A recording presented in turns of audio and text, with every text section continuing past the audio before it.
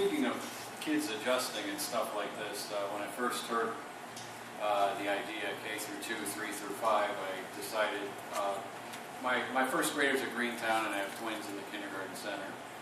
I drove the kids by Northwood Elementary, and I said, I just want to look around. My son Adam was in first grade, and he says, what's this? Is this another school? And I said, yeah, you might be going here next year. He's like, oh, wow. And I don't know whether it has a better playground or what it is, but he was excited about it, and even though I was nervous about it, kids do adjust better. It's amazing what they'll adapt to. They're very adaptable. I've spent more than my fair share of time with Dave Stein.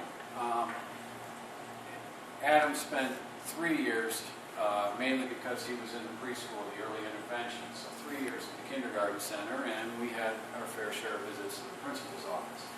But I think one of the comments I got from Dave Stein, and this is hit home with me, is when we were talking about kindergarten being added, he was adamantly opposed to the idea of lumping the kindergartners back in K through 5.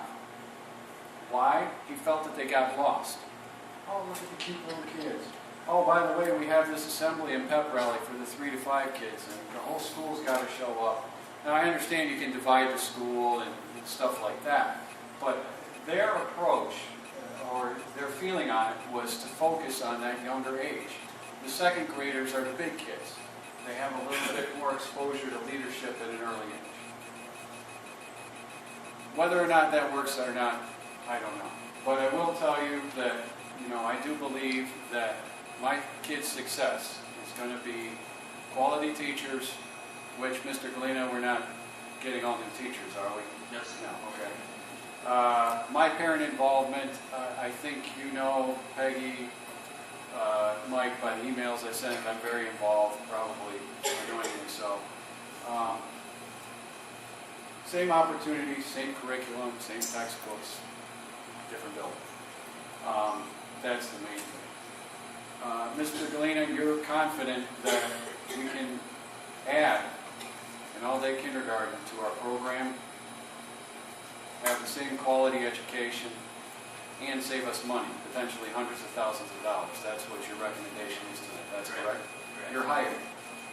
In any other country, why don't you go run for Congress, somewhere else, because you can solve larger problems. I mean, if this was my company and I work in a company that's largely service, that's exactly what they want. More service, less cost. And then among the community, I know there's a lot of people tend to speak up when they're opposed to the idea. You're always going to hear more from the dissenters. Sorry for calling people dissenters, but that's true. If you're opposed, you're going to speak up more. Some of the people are sitting at home tonight, and that's a shame. I didn't sense a consensus among the staff.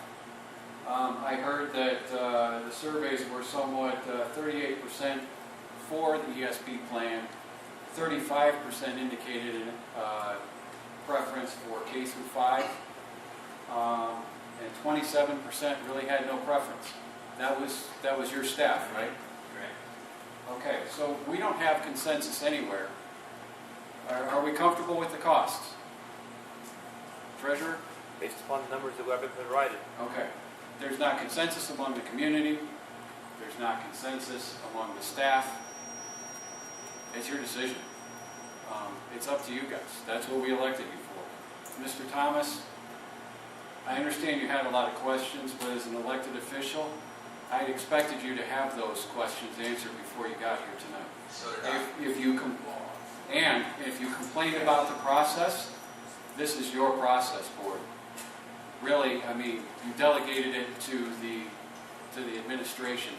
This is your process. You set forth the challenge. You should explain how the process should work to your administration. That's your job.